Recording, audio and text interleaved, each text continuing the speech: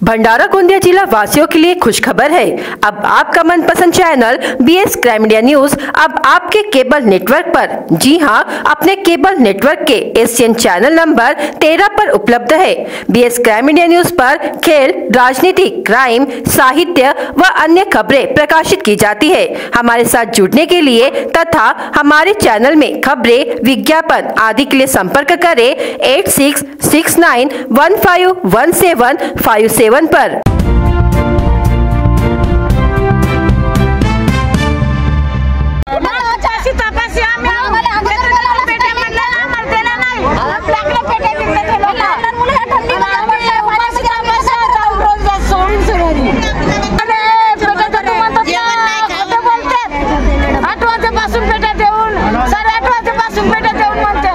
भंडारा शहर में डिज्नीलैंड मेले का शुभारंभ। भंडारा की जनता के लिए मनोरंजन हेतु फिर से एक बार डिज्नीलैंड मेला राजीव गांधी चौक गणेश हाई स्कूल ग्राउंड में विविध झूलों के साथ जैसे ब्रेक डांस, आकाश झूला, ड्रैगन ट्रेन, नाव झूला, बच्चों के लिए एक से बढ़कर एक झूले।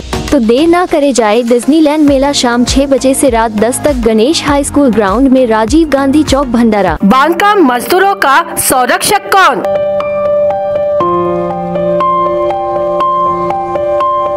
सुबह से पंजीकरण के लिए कतार होती है शुरू।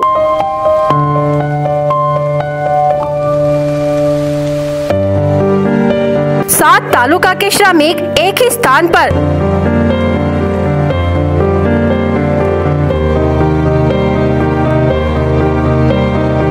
रात में कलेक्टर कार्यालय पर पहुंचे मजदूर।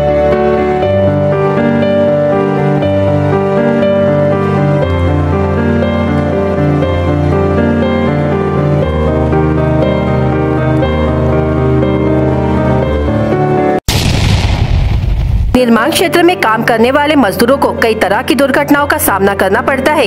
ऐसे समय में सरकार ने उनके जीवन की चिंता करते हुए उन्हें उनके काम के लिए सामग्री देना शुरू कर दिया है। लेकिन इन बक्सों के वितरण के दौरान उन्हें भारी मानसिक और शारीरिक पीड़ा का सामना करना पड़ रहा है। ऐसे में सवाल उठता है कि आखिर कौन जो उनके बारे में सोच रहा है। यहाँ ये नोट करना इतना आसान है कि 4 दिन पहले 2 महिला निर्माण श्रमिक पंजीकरण में लंबी देरी के कारण चक्कर आकर गिर गई थी। जिले में निर्माण श्रमिकों की संख्या काफी है। ऐसे में इन श्रमिकों को केवल जिला मुख्यालय यानी भंडारा शहर में आकर पंजीकरण कराना होगा। परिणाम स्वरूप उन्हें काफी मानसिक कष्ट झेलना पड़ता है। रजिस्ट्रेशन के लिए सुबह 8 बजे से लाइन में खड़े होने के बाद किसी को दोपहर में नंबर मिलता है तो किसी को शाम में। उसी दिन उनकी मजदूरी भी चली जाती है। कल रविवार था और हजारों की संख्या में मजदूर आए थे।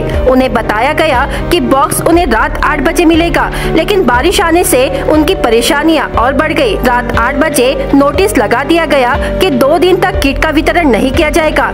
इसी बात को लेकर सभी निर्माण मजदूरों ने कलेक्टर कार्यालय पर हमला बोल दिया। कमिता गंगाधर भाजीपाले पवनी तालुक्यातून भंडारा जिल्ह्याच्या शेवटच्या टोकावर आमचा सावरला गाव आहे। आम्ही शुक्रवार पासून सकाळच्या 4 वाजेपासून आम्ही इथं शारदा हॉलमध्ये इथं आम्ही उपस्थिती दाखवली, पण आमच्या 3 दिवस झाले पण नंबर लागला नाही आणि वादळ पाऊस काल असल्यामुळे आम्ही तिथंच थांबलो आणि आज पण 7 वाजे पाऊस आला तर आम्ही तिथंच थांबलो। आज लहान छोटे छोटे मुलं आहेत, त्यांची काही यांना बिलकुल म्हणजे ह्याच नाही। यांनी म्हटले त्या कलेक्टर साहेबांचा आदेश आलेला आहे आणि 2 दिवसासाठी बंद राहील म्हणून सर हा म्हणजे शासनाचा निर्णय। आज सुट्टीच्या दिवसामध्ये कधीच निर्णय हा शक्य होणार नाही, कारण की आम्ही उद्याला किट घेतल्याशिवाय ऑनलाईन झाल्याशिवाय आम्ही इथून जाणार नाही।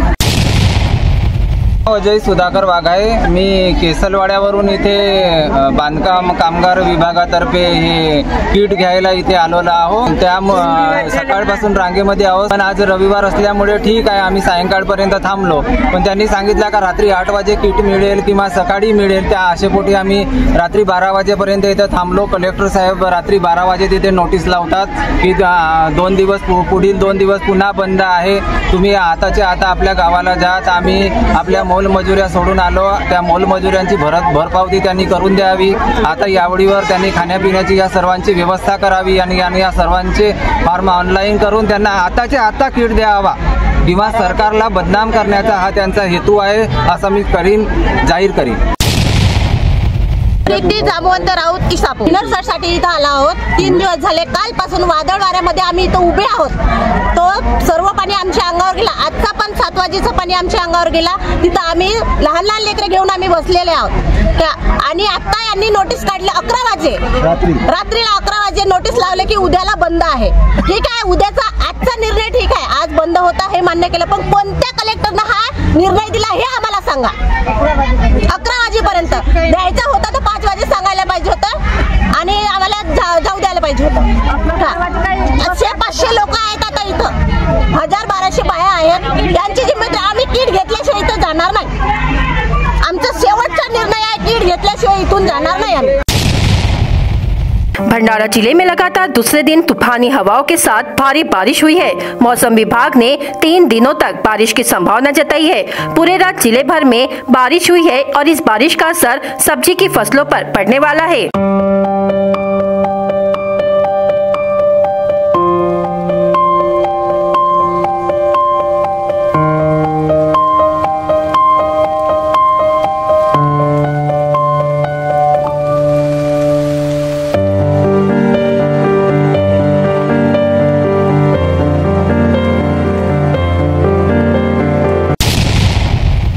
कड़ी मेहनत से उगाई गई फसल बेमौसम बारिश की मार से बर्बाद हो गई है। बेमौसम मौसम ने एक बार फिर किसानों पर संकट खड़ा कर दिया है और अब किसानों के सामने सवाल खड़ा है कि वे कैसे अपना गुजारा करें। आसमानी संकट कब आएगा इसका कोई अंदाजा नहीं है। पहले ही खराब मौसम में किसानों के हाथ आई धान की फसल पानी के कारण खराब हो गई, जिससे किसान उत्पादन नहीं कर पाए। दिवाली से पहले ही बारिश हो गई और किसानों की आंखों में पानी आ गया। इससे उबारने के लिए किसानों ने दोबारा रबी की फसल लगाई। किसानों को यह भी उम्मीद थी कि गेहूं, चना, मक्का, बैगन, टमाटर, भिंडी से अच्छी आमदनी होगी, लेकिन वरुण राजा किसानों के चेहरे पर मुस्कान नहीं देखना चाहते होंगे। भंडारा जिले में 2 दिनों से तूफानी हवाएं और ओलावृष्टि होने से कई किसानों की गेहूं और चने की फसल के साथ सब्जी की फसल भी बर्बाद हो गई है। अब भी किसान उम्मीद कर रहे हैं कि सरकार किसानों के खेतों में जाकर पंचनामा बनाएगी और किसानों को आर्थिक मदद दिलाएगी। पूर्ण शेतातली गहू, वाटाणा, चना, मूग, उडी अशी भरपूर फसल होती, पूर्ण नायनाट होऊन गेली। 1-1.5 लाख रुपये मी कर्ज काढलेला आहे, त्याच्यातून मला 5 पैसे मुनाफा नाही तर मला भरणं प्राप्त आहे। मोठा जगणं कठीण होऊन राहिला। माझी मागणी आहे हे गेलेल्या मालाची काही भरपावती मिळणार याच्यासाठी मी बोलून राहिलो। अशोक हरी आजबले चोवा। माझ्या शेतामध्ये गहू, लाखोरी, तूर, वांगी, टमाटर, भेदरी, इतर कडधान्य पीक या पिकाच्या कालच्या वादळी वाऱ्यामुळे मोठ्या प्रमाणात नुकसान झाली। त्याच्यामुळे शासनाकडून अजूनपर्यंत पंचनामे झालेले नाही आणि शासनाने पंचनामे करून आम्हाला नुकसान भरपाई द्यावी एवढीच आमची शेतकऱ्याची अपेक्षा आहे। नमस्कार, मैं प्रिया। पीएस क्राइम इंडिया न्यूज में आपका स्वागत है। मुख्यमंत्री एकनाथ शिंदे ने कहा कि गोंदिया के पुत्र मनोहर भाई पटेल ने शिक्षा, सिंचाई, उद्योग आदि के माध्यम से पश्चिम विदर्भ के विकास में महत्वपूर्ण योगदान दिया है और नगर परिषद से संसद और विधानमंडल के सदस्य के रूप में उल्लेखनीय कार्य किया है। उन्होंने गोंदिया नगर परिषद के माध्यम से भी काफी काम किया है। उन्होंने नगर परिषद की इमारत के लिए राज्य सरकार 30 करोड़ रु की निधि उपलब्ध कराएगी। उन्होंने कहा कि छत्रपति शिवाजी महाराज के आदर्श के अनुसार राज्य सरकार तेज गति से जनहित के कार्य कर रही है। केंद्र का साथ होने से अनेक प्रकल्पों ने भी अपनी रफ्तार तेज की है। इस अवसर पर सांसद प्रफुल्ल पटेल ने कहा कि मैं जब 13 वर्ष का था, मेरे पिता मनोहर भाई पटेल का दुखद निधन हो गया था। पुत्र होने के नाते मेरी आंखों में आंसू होना स्वाभाविक था, लेकिन मैं यह देख रहा था कि मनोहर भाई के दुनिया से जाने का सैकड़ों हजारों लोगों को अफसोस था। जैसे जैसे मैं बड़ा होता गया, मैंने मनोहर भाई के गोंदिया भंडारा जिले के लिए विचारों को समझा और एक कर्मयोगी के पुत्र के रूप में उनके अधूरे सपनों को पूरा करने के लिए मुझे भी कुछ करना चाहिए। यह प्रेरणा उन्हीं से लेकर मैंने कार्य करना शुरू किया। आपने प्रफुल्ल भाई ने बोला था उस का भवन नगर पालिका भवन बना रहे हैं, उसके लिए प्रफुल्ल भाई ने कहा है पैसे कैसे कम पड़ेंगे। अरे देने वाली सरकार है, ये विकास वाली सरकार है और ये लेने वाली सरकार नहीं है, देने वाली सरकार है। इसलिए 25 करोड़ रुपया उसको जो लगने वाले हैं उनको 25 नहीं 30 करोड़ चाहिए। अभी मुख्यमंत्री के सामने बात रखने के बाद मुख्यमंत्री तो ना बोलने वाला है ही नहीं, तो इस काम के लिए 30 करोड़ रुपया का प्रावधान निश्चित रूप से बहुत धन्यवाद जाएगा। प्रफुल्ल भाई दरवर्षी हा कार्यक्रम आयोजित करतात आणि या कार्यक्रमाला हजारो लोक या कार्यक्रमामध्ये सहभागी होतात। मगाशी त्यांनी मनोहर भाईंच्या बद्दल त्यांच्या अंत्यविधीचा त्यांनी मगाशी आणि त्यावेळेस जो लोकांचा जनतेचा महासागर, शेवटी ही लोक कामाची पोचपावती असते। माणूस कसा जगला यापेक्षा तो किती जगला यापेक्षा कसा जगला हे फार महत्त्वाचं आहे। आपण समाजाला काहीतरी देणं लागतो या भावनेने मनोहर भाईंनी काम केलं आणि अशा मोठ्या संस्था म्हणजे शून्यातून विश्व निर्माण करण्याचं काम मनोहर भाईंनी केलं। बांधकाम मजदूरों की सुबह से ही पंजीकरण कार्यालय के सामने उमड़ी भीड़।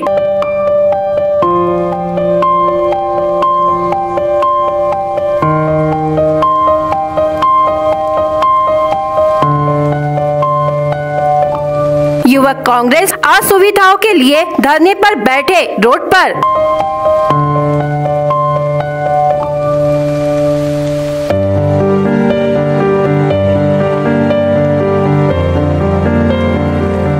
मोदी सरकार के खिलाफ की खूब नारेबाजी।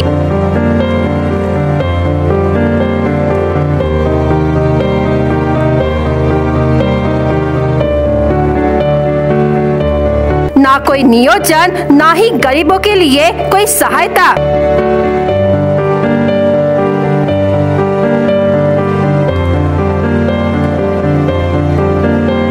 भंडारा पुलिस विभाग मौके पर पहुंच स्थिति की नियंत्रण में।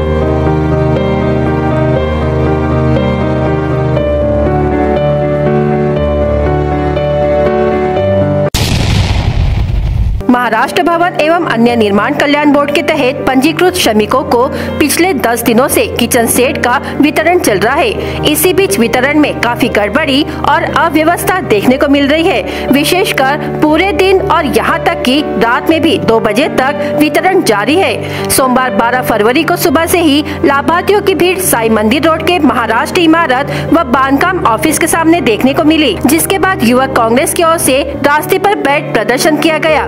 भीड़ अधिक बढ़ने से भंडारा पुलिस भी मौके पर पहुंची और स्थिति अपने नियंत्रण में ली। इसी बीच कांग्रेस के पदाधिकारियों ने जमकर मोदी सरकार के विरोध में नारेबाजी की। प्रशासन ने रात में ठेकेदार को यह अनुमति कैसे दे दी, यह सवाल उठ रहा है। दरअसल किचन सेट और सुरक्षा किट वितरण में संबंधित ठेकेदार की मनमानी जारी है। वहीं दूसरी ओर यह विभाग पूरी स्थिति को उदासीन भाव से देख रहा है। कुछ वर्ष पहले निर्माण श्रमिकों को सुरक्षा किट का वितरण किया गया था, उस समय भी ऐसी स्थिति निर्माण हो गई थी। फिलहाल राज्य के कुछ जिलों में किचन सेट और श्रमिक सुरक्षा किट का वितरण शुरू है। मुंबई की एक कंपनी को संबंधित कार्य का ठेका दिया गया है। खास बात तो ये है कि इस कंपनी ने अपनी मर्जी से वितरण शुरू कर दिया है। उससे पहले सहायक श्रम आयुक्त कार्यालय के साथ समन्वय करना चाहिए था और योजना बनानी चाहिए थी। इस स्थिति में कुछ दलाल भी सक्रिय हो गए हैं। इसमें बड़े पैमाने पर लेन देन होने की खबर है। पंजीबद्ध श्रमिकों में महिला ही ज्यादा है। यह श्रमिक सुबह से ही केंद्र पर पहुंच जाते हैं, जबकि रात 2 बजे तक उन्हें सामग्री का वितरण किया जा रहा है। ठेकेदार नियमों का जमकर उल्लंघन कर रहा है। रात में कतार में खड़े होने वाले महिलाएं भी शामिल हैं। ऐसे समय में उनके साथ कुछ अनुचित हो जाए तो जिम्मेदार कौन होगा, यह सवाल भी पूछा जाने लगा है। रात में हुई बेमौसम बारिश से अर्जुनी मोरगांव तालुका सबसे ज्यादा प्रभावित हुआ और भुरशीटोला इलाके में तूफानी हवा और बारिश के कारण मक्के की फसल को काफी नुकसान हुआ है।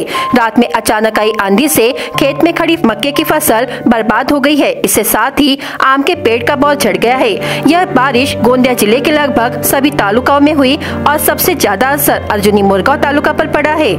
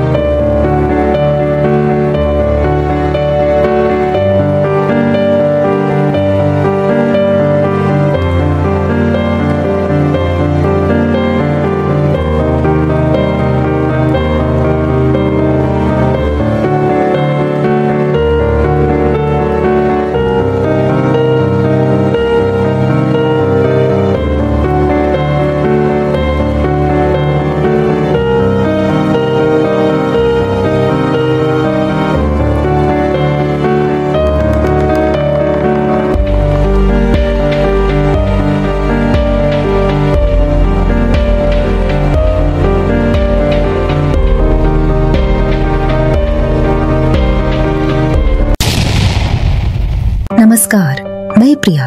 पीएस क्राइम इंडिया न्यूज में आपका स्वागत है।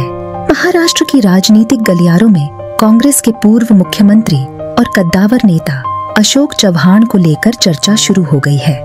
महाराष्ट्र कांग्रेस के दिग्गज नेता अशोक चव्हाण जल्द ही पाला बदल सकते हैं। कांग्रेस नेता चव्हाण ने आज विधानसभा अध्यक्ष राहुल नार्वेकर से मुलाकात की है। इसी के साथ चव्हाण ने राहुल नार्वेकर को विधानसभा सदस्यता से अपना इस्तीफा भी दे दिया है। ये इस्तीफा सुबह करीब 11 बजे दिया गया। मिली जानकारी के मुताबिक अशोक चव्हाण ने आज सुबह 11:24 पर अपनी विधायक पद से इस्तीफा दिया है, जिसके बाद विधानसभा स्पीकर राहुल नार्वेकर ने इस्तीफा स्वीकार कर लिया। इसी बीच विधानसभा से चव्हाण के इस्तीफा देने के बाद बीजेपी में जाने की अटकलें तेज हो गई हैं। वहीं बीजेपी के आधिकारिक सूत्रों से मिली जानकारी के मुताबिक अशोक चव्हाण जल्द ही बीजेपी में शामिल हो सकते हैं। हालांकि अभी भी दोनों तरफ से कोई भी आधिकारिक तौर पर कंफर्म नहीं किया गया है। जानकारी दे दें कि इससे पहले भी अशोक चव्हाण की बीजेपी में जाने की चर्चा उठी थी। जानकारी के मुताबिक विधानसभा अध्यक्ष से मिलने के बाद से अशोक चव्हाण का फोन नॉट रीचेबल हो गया था। इसके बाद पूर्व मुख्यमंत्री और वरिष्ठ कांग्रेस नेता अशोक चव्हाण ने कांग्रेस की प्राइमरी पोस्ट से इस्तीफा दिया है। यह इस्तीफा उन्होंने नाना पटोले को भेजा है। राज्य के पूर्व मुख्यमंत्री और वरिष्ठ कांग्रेस नेता अशोकराव चव्हाण के कांग्रेस की प्राथमिकता सदस्यता और विधायक पद से इस्तीफा देने के बाद राजनीतिक गलियारों में काफी हलचल मच गई है। जहां चर्चा चल रही थी कि कुछ विधायक भी उनके साथ जाएंगे, वही चर्चा थी कि गोंदिया देवरी विधानसभा क्षेत्र के विधायक सहसराम कोरोटे भी उनके साथ जाएंगे। लेकिन कांग्रेस विधायक सहसराम कोरोटे ने जवाब दिया है कि मैं कांग्रेस का सिपाही हूँ और कहीं नहीं जाऊंगा। अशोकराव चव्हाण साहेब हे आमचे काँग्रेसचे नेते आहे। आतापर्यंत मी वृत्त म्हणजे टीव्हीवर वगैरे कुठल्याही प्रकारची बातमी ऐकली नाही। आपल्या वतीनं ते मला माहीत होऊन राहिलं आणि आता काही कार्यकर्त्यांचे मला फोनसुद्धा येऊन राहिलं। आणि महत्त्वाची गोष्ट म्हणजे की अशोक चव्हाण साहेब कुठं गेले, काय गेले, कुठं कसा राजीनामा दिला ह्याविषयी मला कुठल्याही प्रकारची कल्पना नाही। गोष्ट राहिली माझ्या येण्या जाण्याची, काही वृत्तवाहिन्यांनी आपणच सांगून राहिले की आपलंसुद्धा नाव त्यामध्ये जोडल्या गेलेलं। मी सर्व कार्यकर्त्यांना मी हे आव्हान करतो की मला ज्या काँग्रेस पक्षानं मोठं केलं, ज्या काँग्रेसच्यामुळे मला संपूर्ण महाराष्ट्रामध्ये नाव मिळालं, त्या काँग्रेसला मी कधी सोडणार नाही। मी त्या काँग्रेस पक्षाच्या कार्यकर्त्यांना सोडणार नाही, काँग्रेसच्या नेत्यांना सोडणार नाही।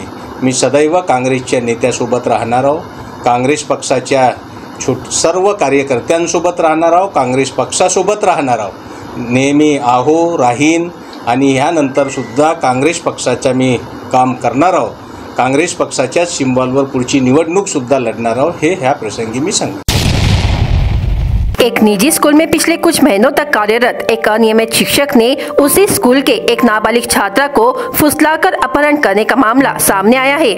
उक्त मामला विगत 10 फरवरी को दोपहर 4 बजे के दौरान तहसील के पीपल गांव में सामने आया है। इस मामले में पीड़ित नाबालिग छात्रा के परिजनों की शिकायत पर गोंदिया जिले के अर्जुनी मोरगांव तहसील के झलपड़ा निवासी आशिक मुनेश्वर मेश्राम उम्र 29 वर्ष नामक अनियमित शिक्षक के खिलाफ लाखनदुर पुलिस में छात्रा के अपहरण का मामला दर्ज किया गया है। पुलिस सूत्रों के अनुसार घटना के आरोपी शिक्षक पिछले कुछ दिसंबर तक तहसील के पीपलगांव स्थित राध्य विद्यालय में अनियमित शिक्षक के रूप में कार्यरत था, जबकि घटना की नाबालिग पीड़िता कक्षा 10वीं की नियमित छात्रा होने की जानकारी दी गई है। इसी बीच पिछले कुछ महीनों तक अनियमित शिक्षक के रूप में कार्यरत घटना के आरोपी ने घटना की पीड़िता से संपर्क होने के लिए पीड़िता को एक मोबाइल फोन भी खरीद कर दिया था। हालांकि इस घटना की जानकारी पीड़िता के परिजनों को मालूम पड़ते ही परिजनों ने अनियमित शिक्षक के खिलाफ स्कूली प्रशासन से शिकायत की थी, जिसके तहत स्कूली प्रशासन ने घटना के आरोपी अनियमित शिक्षक को पिछले दिसंबर से स्कूल से निकाला गया। इसी बीच घटना के दिन दोपहर के दौरान पीड़िता के परिजन विभिन्न कामों से घर से बाहर होने का गैर लाभ उठाकर घटना के आरोपी ने पीड़िता को फुसलाकर अपहरण करने का आरोप लगाया गया है। इस मामले में पीड़िता के परिजनों ने पुलिस में शिकायत करने पर थानेदार सचिन पवार के मार्गदर्शन में घटना के अनियमित शिक्षक के खिलाफ छात्रा के अपहरण का मामला दर्ज कर जांच शुरू की गई है। BS क्राइम इंडिया न्यूज आपके सामने पेश कर रहा है भंडारा क्राइम वारदात। हर जुर्म से हम आपको कराएंगे अवगत। आपके अपने चैनल पर रोजाना शाम 7 बजे, तो देखना ना भूलिए क्राइम वारदात।